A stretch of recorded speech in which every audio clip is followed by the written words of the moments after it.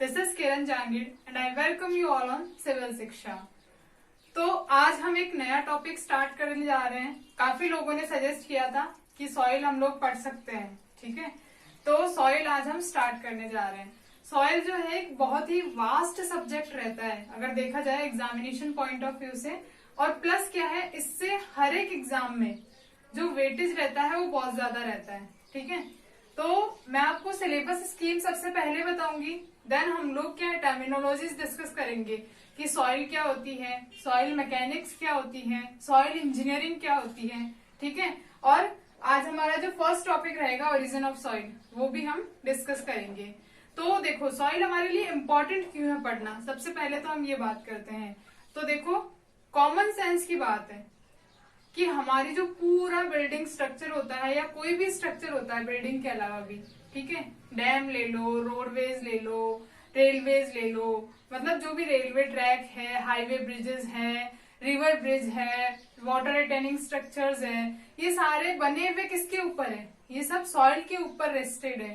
तो अल्टीमेटली जो सारा लोड होगा वो कहाँ जाएगा, सॉइल के ऊपर, और सॉइल के थ्रू ट्रांसफर हो जाता है ये, ठीक है। तो मतलब अगर हमने पूरा स्ट्रक्चर बहुत अच्छे से डिजाइन कर दिया और हमने क्या सॉइल की प्रॉपर्टीज को ध्यान ही नहीं दिया, ठीक है, कि जो वहां पर एग्जिस्टिंग सॉइल है उसका कैसा बिहेवियर है उस पर्टिकुलर टाइप ऑफ लोडिंग की वजह से, ठीक है, तो क्या होगा, हमने पूरा पैसा लगा दिया उस पे और हम बर्बाद हो गए। क्यों? क्योंकि अगर हमने सॉइल को इन्वेस्टिगेट नहीं किया, सॉइल को स्टडी नहीं किया, तो हमारा पूरा प्रोजेक्ट क्या हो जाएगा, खत्म हो जाएगा। तो देखो फाउंडेशन जो है पूरी बिल्डिंग का सबसे इम्पोर्टेंट पार्ट होता है, और फाउंडेशन के लिए हमें स्टडी क्या करना है, सॉइल इंजीनियरिंग, ठीक है। तो स्टार्ट करते हैं सबसे पहले कि सिलेबस को कैसे अप्रोच करेंगे हम लोग। तो मैंने पूरे सिलेबस को देखो पार्ट्स में डिवाइड कर दिया है। देखिए फर्स्ट पार्ट में हम लोग पढ़ेंगे origin of soil, index, properties and soil classification. देखो ओरिजिन तो हम बचपन से ही पढ़ते आ रहे हैं, हमें क्या बताया जाता है कि सॉइल का जो ओरिजिन है वो वेदरिंग की वजह से होता है, तो उसी को हम डिटेल में यहाँ डिस्कस करेंगे, ठीक है। फिर हम मूव करेंगे इंडेक्स प्रॉपर्टीज पर। ये बोल लो कि पूरा जो सॉइल इंजीनियरिंग है उसकी जान बसती है इस चैप्टर में, इंडेक्स प्रॉपर्टीज में, क्योंकि आपको हर जगह इंडेक्स प्रॉपर्टीज का यूज होगा। कौन कौन सी होती है, जैसे वॉइड रेशियो है, पोरोसिटी है, ये सारी प्रॉपर्टीज हम यहाँ डिस्कस करेंगे। फिर हम आ जाते हैं सॉइल क्लासिफिकेशन पे। सॉइल क्लासिफिकेशन से डायरेक्टली क्वेश्चन पूछे जाते हैं, लाइक हम लोग को या तो कैसेग्रांडे चार्ट से क्वेश्चन पूछ सकता है इसमें, या फिर इसमें आईएस क्लासिफिकेशन है, सीव एनालिसिस के बेस पे हम सॉइल को कैसे क्लासिफाई करेंगे, वो सारी चीजें, sand, course silt, fine sand, ये सारी चीजें हम सॉइल क्लासिफिकेशन में पढ़ेंगे। मूव करते हैं नेक्स्ट पार्ट पर। हम परमिएबिलिटी, इफेक्टिव स्ट्रेस और वेल हाइड्रोलिक्स, इन चारों को दूसरे टॉपिक में पढ़ेंगे। मतलब पार्ट में डिवाइड करके आपको बता रही हूँ। फर्स्ट पार्ट में हम ये तीनों पढ़ेंगे, सेकेंड पार्ट में ये, क्योंकि देखो ये आपस में किसी तरह से रिलेटेड है थोड़े बहुत, ठीक है। ये सीक्वेंस जो है बहुत इंपॉर्टेंट रहता है सॉइल मैकेनिक्स पढ़ते हुए, क्योंकि इस सीक्वेंस में अगर आप पढ़ते हो ना तो आपके जो अगले चैप्टर्स में रिक्वायर्ड कॉन्सेप्ट है वो बिल्डअप होते जाते हैं, ठीक है। तो परमिएबिलिटी में हम क्या पढ़ेंगे, डार्सीज लॉ पढ़ेंगे, कैसे मतलब सीरीज में अगर परमिएबिलिटी अलग अलग है तो इक्विवेलेंट परमिएबिलिटी कैसे फाइंड आउट करेंगे, अगर पैरेलल में है तो कैसे फाइंड आउट करेंगे, एंड सो ऑन, ठीक है। इफेक्टिव स्ट्रेस जो रहता है उसमें हम देखेंगे कि किस तरीके से सॉइल से, बिल्डिंग से या जो भी स्ट्रक्चर है उसका लोड सॉइल को ट्रांसफर होता है, और ये किस तरीके से हमारा इफेक्टिव स्ट्रेस जनरेट होता है। फिर हम बोलते हैं सीपेज। तो पानी अगर फ्लो हो रहा है सॉइल के पोर्स के थ्रू, ठीक है, तो वो एक सीपेज प्रेशर जनरेट करेगा, तो उसकी वजह से क्या क्या इफेक्ट्स आएंगे जो हम लोग कहाँ डिस्कस करेंगे, सीपेज एनालिसिस में।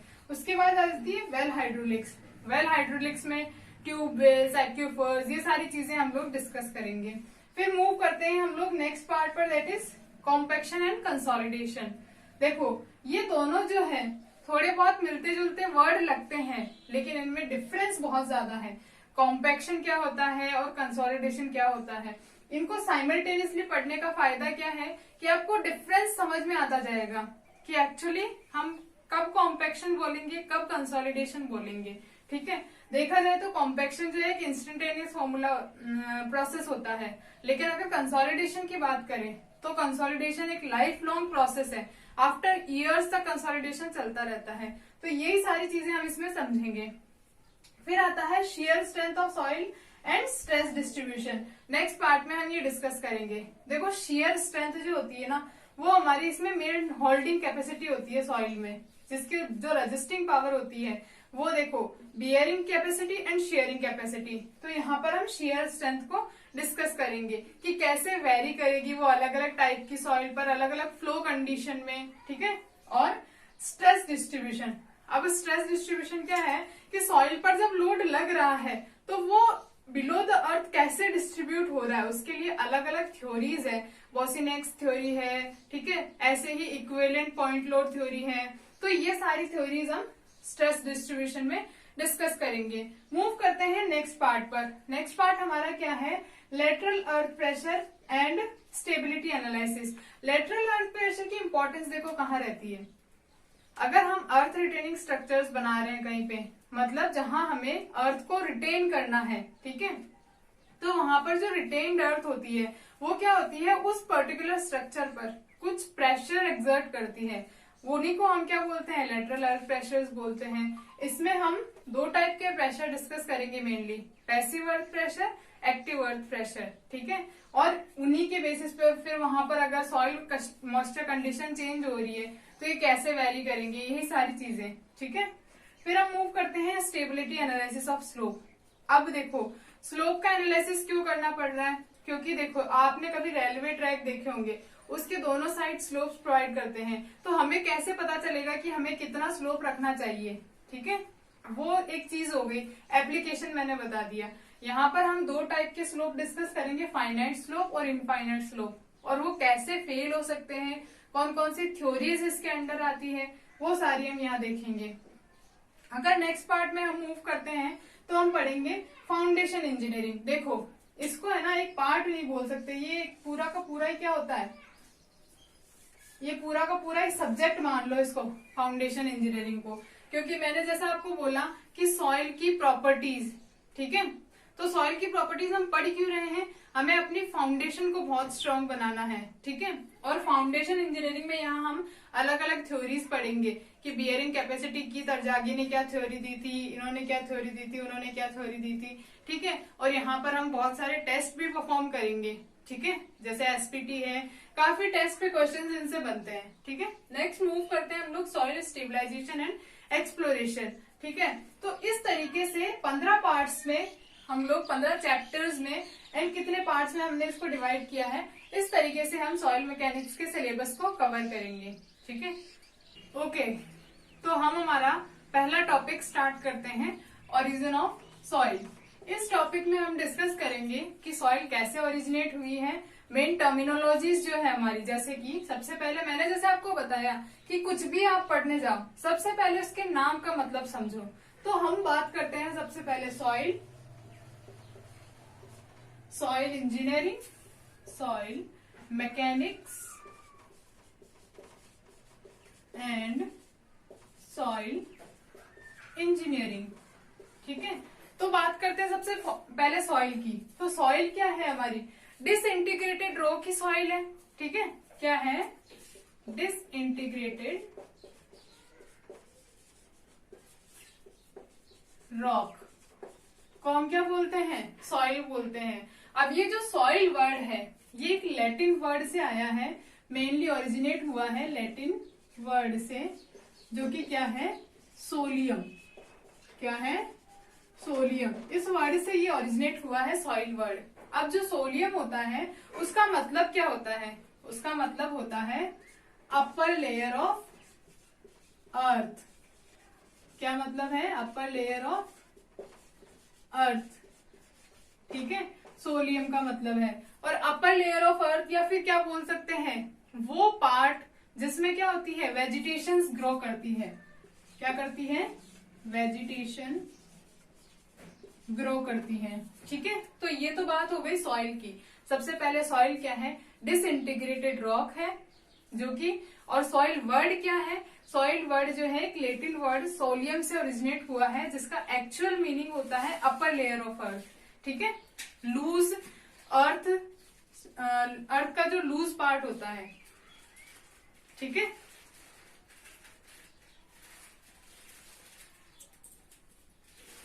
Okay, upper layer of earth जिसमें क्या करती है, वेजिटेशंस ग्रो करती है, उसको हम क्या बोलते हैं? सॉइल बोलते हैं। अब चलते हैं हम सॉइल मैकेनिक्स। तो सॉइल मैकेनिक्स जो वर्ड है वो सबसे पहले कार्ल तरजागी ने 1925 में यूज किया था। ठीक है, क्या है? कार्ल तरजागी ने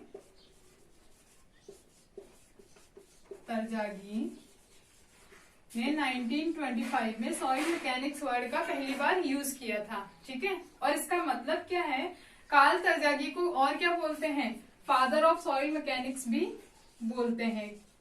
कार्ल तरजागी को बोलते हैं फादर ऑफ सॉइल मैकेनिक्स। बताओ। ठीक है, अब आगे चलते हैं थोड़ा। ये तो हो गया कि कहाँ से ओरिजिनेट हुआ है सॉइल मैकेनिक्स वर्ड। कार्ल तरजागी ने कॉइन किया था 1925 में, और क्योंकि सॉइल मैकेनिक्स पर कार्ल तरजागी ने बहुत ज्यादा स्टडी करी है तो इनको क्या बोलते हैं? फादर ऑफ सॉइल मैकेनिक्स बोलते हैं। लेकिन सॉइल मैकेनिक्स का लिटरल मीनिंग क्या है? लिटरल मीनिंग की अगर बात करें तो सॉइल मैकेनिक्स क्या है? एप्लीकेशन ऑफ प्रिंसिपल्स ऑफ, क्या है? अगर हम मैकेनिक्स एंड हाइड्रोलिक्स के जो प्रिंसिपल है, हाइड्रोलिक्स प्रिंसिपल्स को सॉइल के ऊपर अप्लाई करते हैं तो उसको क्या बोलते हैं? Soil mechanics. अब बात करते हैं हम सॉइल इंजीनियरिंग की। तो सॉइल इंजीनियरिंग क्या होता है? सॉइल मैकेनिक्स के जो प्रोसेसेस होते हैं, जो प्रिंसिपल्स होते हैं, उनको जब हम प्रैक्टिस में अप्लाई करते हैं, क्या होता है? सॉइल मैकेनिक्स के प्रिंसिपल्स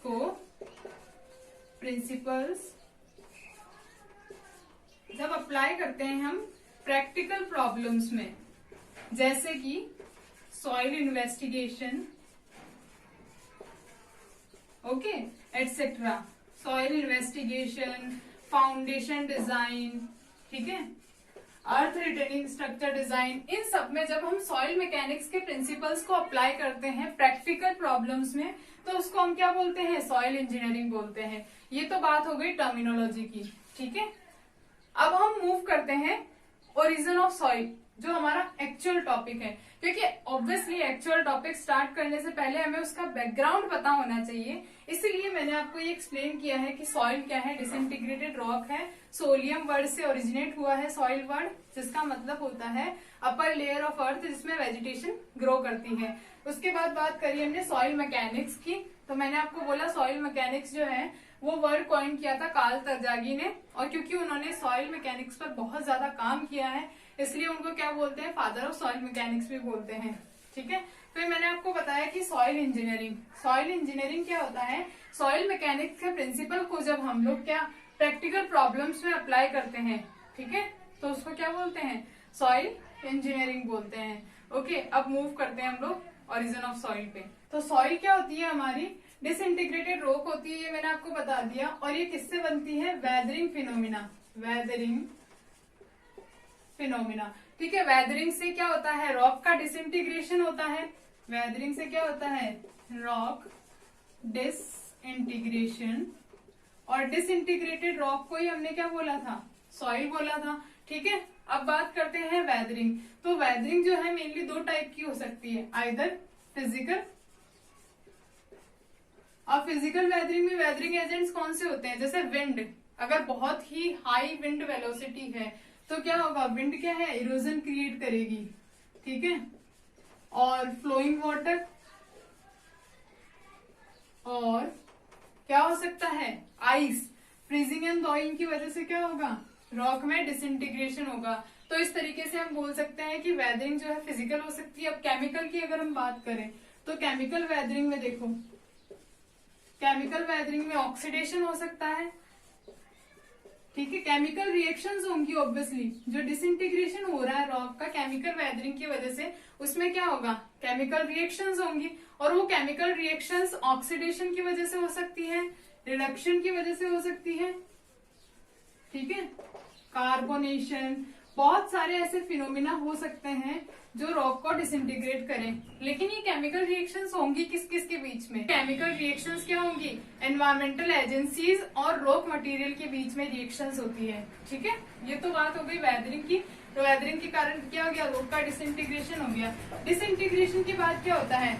आइदर ये ट्रांसपोर्ट हो जाएगी, कहीं ट्रांसपोर्ट हो सकती है आइदर, और आइदर वहीं अगर रह जाए तो उसको हम क्या बोलेंगे? रेजिड्यू। ठीक है, तो ट्रांसपोर्ट अगर हो जाती है, रेजिड्यू भी हो जाती है। उसके बाद क्या होता है? ये क्या होती है? अपहीवल, डिपॉजिट होती है, वापस डिपॉजिट होती है, डिपोजिशन स्टार्ट हो जाता है। अगर ये ट्रांसपोर्ट है तो ये ट्रांसपोर्टेशन एजेंसीज की वजह से कहीं मूव कर जाएगी, और रेजिडुअल है तो भी वहां पर ही वो क्या हो जाएगी? डिपॉजिट होने लग जाएगी। उसके बाद क्या होता है? अपहीवल, अपहीवल, एंड ये सेम प्रोसेस वापस रिपीट होने लग जाता है। अपहीवल के बाद वापस क्या होती है?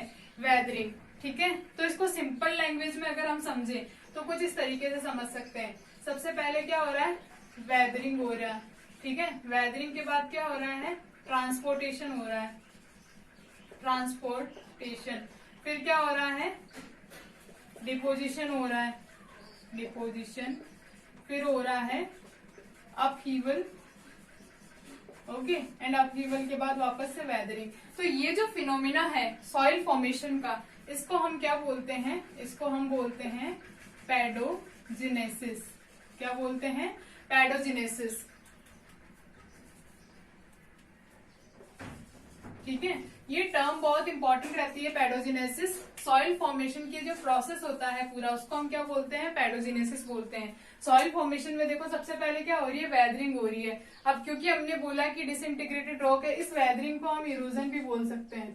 ठीक है, क्या हो रहा है? सिंपल लैंग्वेज में इरोजन हो रहा है। और इरोजन कौन कौन क्रिएट कर सकता है? आइदर फिजिकल एजेंट्स कर सकते हैं, आइदर केमिकल रिएक्शंस कर सकती है। फिजिकल एजेंट्स कौन कौन से होते हैं? विंड हो सकती है, फ्लोइंग वाटर हो सकता है, आइस हो सकता है। उसके बाद केमिकल रिएक्शंस जो है रॉक मटेरियल और जो एनवायरमेंटल एजेंसीज है उनके बीच में होगी। और वो रिएक्शन कौन कौन सी हो सकती है? ऑक्सीडेशन, रिडक्शन, कार्बोनेशन, और भी हो सकती है। जस्ट एग्जांपल मैंने आपको दिया है। उसके बाद क्या होगा? ये आइदर ट्रांसपोर्ट हो जाएंगी जहां से इरोड हुई है, आइदर वहीं रेजिड्यू की तरह रह जाएंगी। अगर ये ट्रांसपोर्ट होती है और रेजिड्यू भी रह जाती है तो इसके बाद का फिनोमेना क्या होगा? ये डिपॉजिट होने लगेंगी, वापस जमने लगेंगी। ठीक है, और जमने के बाद क्या होगा? एक लेयर के ऊपर दूसरी लेयर, एक लेयर के ऊपर दूसरी लेयर, तो अपहीवल वहां पर हो जाएगा। फिर से रॉक का फॉर्मेशन हो रहा है अपहीवल के थ्रू। ठीक है, और ये अपहीवल के बाद फिर से क्या होगा? वेदरिंग। तो ये एक साइकिल बन जाता है। ठीक है, वेदरिंग, ट्रांसपोर्टेशन, डिपोजिशन, अपहीवल। ठीक है, इस साइकिल को हम क्या बोलते हैं? पैडोजिनेसिस बोलते हैं। ठीक है, तो आज के लिए हम इतना ही रखते हैं। नेक्स्ट लेक्चर में हम लोग डिस्कस करेंगे कि बेसिकली सॉइल को कितने टाइप्स में डिवाइड किया गया है। ठीक है, फॉर्मेशन के बेसिस पे। ओके, और ये कहाँ कहाँ कैसी कैसी सॉइल है इंडिया में। ठीक है, ज्योग्राफिकल बेसिस पे हम देखेंगे कि किस रीजन में किस टाइप की सॉइल होगी। ठीक है, और उसके बाद हम मूव करेंगे हमारे इंडेक्स प्रॉपर्टीज की तरफ। फर्स्ट यूनिट जो है मतलब ओरिजिन ऑफ सॉइल, उससे जो हम टाइप्स ऑफ सॉइल पढ़ेंगे उससे थोड़े क्वेश्चंस बनते हैं, थ्योरेटिकल क्वेश्चंस। ठीक है, तो आप मुझे बिल्कुल सजेस्ट कर सकते हैं कि हमें कैसे और इम्प्रूव करना चाहिए, क्या टॉपिक्स लेने चाहिए, या कुछ आपको समझ में ना आया हो। ठीक है, तो आप कमेंट सेक्शन में जरूर पूछें। And please like, share and subscribe the video. Thank you so much.